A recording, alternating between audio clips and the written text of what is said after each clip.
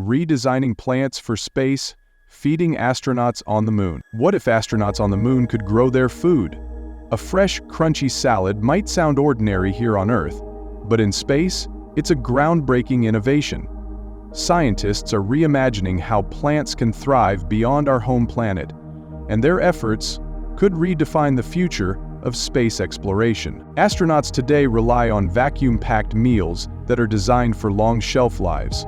While practical, these meals often lack the texture and freshness of Earth-grown produce.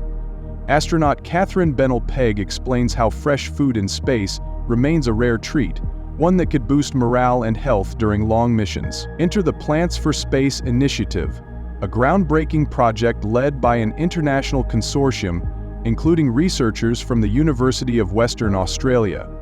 Their mission? To grow genetically modified, nutrient-dense plants that can not only survive in space, but thrive. The team focuses on plants like moss and duckweed, small, fast-growing species that require minimal resources.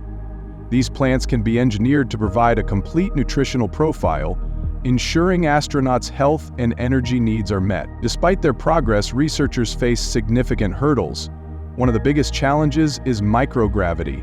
Plants evolve to grow with Earth's gravity, so rethinking their biology is a key focus. In just a few years, this research will fly aboard NASA's Artemis 3 mission, marking a historic step towards sustainable space exploration. Imagine astronauts growing fresh, nutritious plants directly on the moon. As we continue to push the boundaries of human exploration, the ability to grow plants in space will be a game changer.